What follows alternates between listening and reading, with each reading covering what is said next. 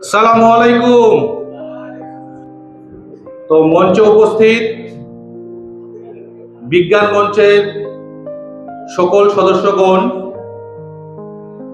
তথা এই মহাবিদ্যালয়ের সমস্ত শিক্ষক এবং শিক্ষিকাদের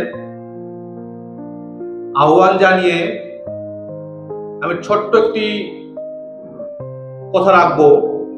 তো সেই জন্য সবার কাছে অনুরোধ করব যে আপনারা পাশের জনকে ডিস্টার্ব করবেন না, পাশের জনের কাছে কিছু জিজ্ঞাসা করবেন না। তবেই আমি যে বার্তাটা দিতে চাইছি হয়তো আপনাদের অবধি পৌঁছতে পারবো। সো আমাদের লাল রক্তের কারণ লোহিত রক্ত কণিকা, আর তার মধ্যে উপস্থিত হিমোগ্লোবিন। আজকে 8 মে ওয়ার্ল্ড থ্যালাসেমিয়া ডে। এই থ্যালাসেমিয়া দিবসে আমরা থ্যালাসেমিয়া নিয়ে কথা বলতে এসেছি। সো থ্যালাসেমিয়া হলো একটি হিমোগ্লোবিনেরই রোগ। এই রোগ বাবা মা থেকে সন্তানের মধ্যে ছড়ায়। যদি কারো বাবা মা থাকে তাহলে তার সন্তানের মধ্যে আসবে। কলেজের কোনো বন্ধু থাকলে তার বান্ধবীর মধ্যে আসবে না। বোঝা গেল? শুধুমাত্র জন্মগতভাবে এই রোগ ছড়ায়। একজন থ্যালাসেমিয়া রোগীর পাশে বসলে আমার থ্যালাসেমিয়া হয়ে যাবে না। থ্যালাসেমিয়া রোগের প্রাথমিক যে চিকিৎসা আমরা আজকের ডেটে রায়গঞ্জ হাসপাতালে দিতে পারছি সেটা হলো প্রত্যেক মাসে একটা করে ব্লাড ট্রান্সফিউশন। মানে থ্যালাসেমিয়া রোগে একবার আক্রান্ত হলে আমরা প্রত্যেক মাসে একটা করে ব্লাড ট্রান্সফিউশন দিতে পারবো। তার বাইরে যে সমস্ত ট্রিটমেন্ট অপশনস রয়েছে সেগুলি খুবই দুর্লভ। কেন? থ্যালাসেমিয়াকে একদম সম্পূর্ণভাবে ঠিক করার জন্য একটা ট্রিটমেন্ট অপশন হচ্ছে bone marrow transplant. Bone marrow transplant একটি ঝুঁকিপূর্ণ প্রসেস এবং অত্যন্ত ব্যয়বহুল। তো আমরা যারা এখানে আছি, যারা আমরা নিম্ন মধ্যবিত্ত পরিবারে বাস করি, আমাদের পক্ষে সম্ভবই হবে না 30 লাখ টাকা খরচ করে বোন ম্যারো ট্রান্সপ্লান্ট করা। সো থ্যালাসেমিয়ার একমাত্র চিকিৎসা পদ্ধতি আমাদের কাছে বেঁচে যায়, সেটা হলো প্রত্যেক মাসে একটা করে ব্লাড ট্রান্সফিউশন। এবার যখন প্রত্যেক মাসে একটা করে ব্লাড ট্রান্সফিউশন একটা শরীরে দেওয়া হয় তখন তার শরীরে আয়রন লোড বেড়ে যায়, কারণ রক্তের মধ্যে আয়রন থাকে। আর বারবার ব্লাড ট্রান্সফিউশন করলে আয়রনের পরিমাণ শরীরে বেড়ে যায়। সেই আয়রন আবার আমাদের যেগুলো ইম্পর্টেন্ট অর্গান যেমন হার্ট, লিভার, ব্রেইন, কিডনি, এই সমস্ত অর্গানগুলোর উপরে প্রভাব ফেলে। এই সমস্ত অর্গানগুলো ধীরে ধীরে দুর্বল হতে থাকে এবং থ্যালাসেমিয়া রোগী দিনের সাথে সাথে মৃত্যুর মুখে ঢলিয়ে পড়ে। তো থ্যালাসেমিয়া নিয়ে একবার জন্মগ্রহণ করলে আমাদের হাতে বর্তমান কোনো ট্রিটমেন্ট অপশনই নেই। সেই জন্যই আমরা আজকে এই থ্যালাসেমিয়া ডেতে এসেছি এটাই বোঝানোর জন্য যে থ্যালাসেমিয়ার যেহেতু কোনো ট্রিটমেন্ট নেই, তাহলে একমাত্র উপায় এখন বাকি রয়েছে আমাদের হাতে, সেটা হলো থ্যালাসেমিয়া রোগীর জন্ম না দেওয়া। আমরা যদি থ্যালাসেমিয়া রোগীর জন্মটাকে আটকাতে পারি তবেই এই সমাজ থ্যালাসেমিয়া মুক্ত হতে পারে। তাহলে আমরা কি বুঝলাম? যে স্বামী অথবা স্ত্রী এর মধ্যে যে কোনো একজন যদি সম্পূর্ণ সুস্থ হয় তাহলে স্ত্রী যাই হোক না কেন সে সম্পূর্ণ সুস্থ, বাহক কিংবা রোগী, থ্যালাসেমিয়া রোগের জন্ম হবে না। সমস্যা হবে যদি স্বামী এবং স্ত্রী দুজনই থ্যালাসেমিয়া রোগের বাহক হয়। সেক্ষেত্রে চারটি সন্তানের মধ্যে একটি সন্তান হবে সম্পূর্ণ সুস্থ। আবার বলছি, থ্যালাসেমিয়া রোগের বাহক স্বামী এবং স্ত্রী দুজনই যদি হয় তাহলে চারটি সন্তানের মধ্যে একটি হবে সম্পূর্ণ সুস্থ, দুজন হবে বাহক, আর একজন হওয়ার সম্ভাবনা থাকবে রোগীর। তার মানে একজন স্বামী এবং স্ত্রীর বাহক হলে তাদের কোলে একটি থ্যালাসেমিয়া রোগযুক্ত সন্তানের জন্ম হতে পারে। এটাই হচ্ছে সবচেয়ে ভয়ানক জায়গা। তার কারণ কি?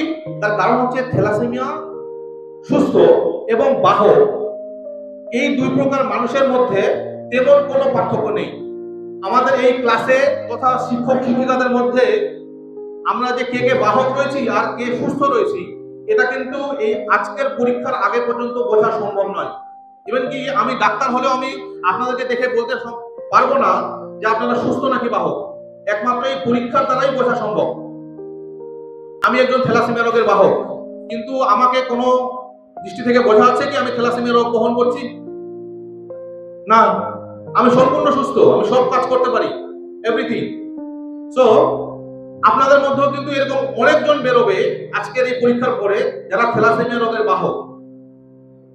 তো যেহেতু থ্যালাসেমিয়া সুস্থ এবং বাহকের মধ্যে শুধুমাত্র বাহ্যিক দৃষ্টিকোণ থেকে দেখে বোঝা সম্ভব নয়, সেই জন্য আমরা আজকের এই পরীক্ষার আয়োজন করেছি। আজকে যে আমরা পরীক্ষা করব এর মাধ্যমে আমরা নিশ্চয় করব যে আমরা কে বাহক, আমাদের মধ্যে কার শরীরে থ্যালাসেমিয়া সুপ্ত অবস্থায় রয়েছে আর কে আমরা সুস্থ। আমাদের মধ্যে নিশ্চয়ই কেউ থ্যালাসেমিয়া রোগী নেই, কেউ আছো? নো। থ্যালাসেমিয়া রোগী থাকলে এতক্ষণ হয়তো হসপিটালে থাকতে। হসপিটালে এই থ্যালাসেমিয়া রোগীদের জীবন কিন্তু খুবই দুর্বিষহ। তাদের তোমাদের মতো না হয় স্কুলে আসা, না হয় কলেজে পড়া, না হয় অন্যান্য স্বপ্ন পূরণ।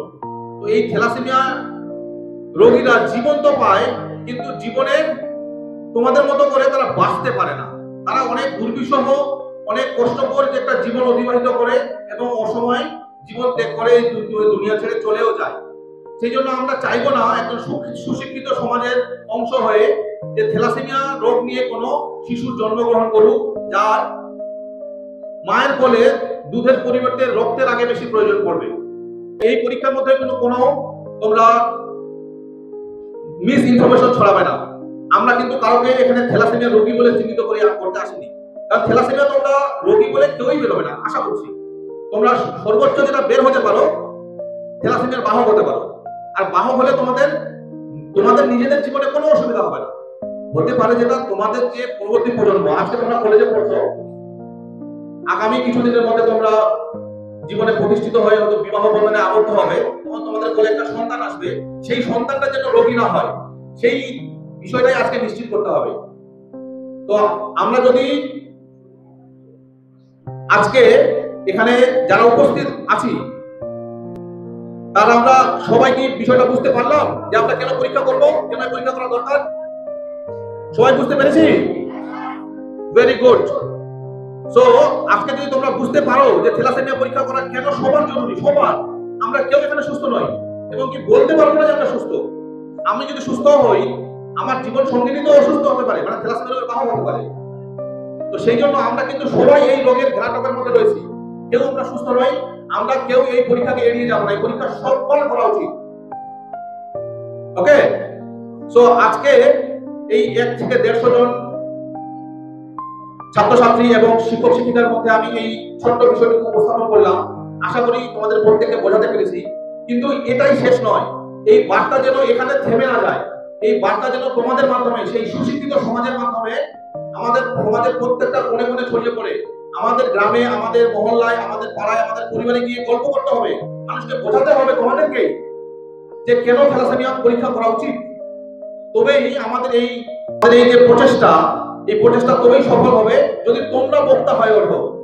একমাত্র আমি একজন রায়গঞ্জ হাসপাতালের ডাক্তার সারা উত্তর দিনাজপুরে তথা পশ্চিমবঙ্গে এই বার্তাকে ছড়িয়ে দিতে পারবো না যদি সাধারণ মানুষের মধ্যে, যদি তোমাদের মধ্যে এই সচেতনতা ওঠে, এই সচেতনতা জেগে ওঠে, যদি মানুষকে বোঝাতে শুরু করে থ্যালাসেমিয়া নিয়ে, তবেই কিন্তু এই সমাজ সুশিক্ষিত হবে।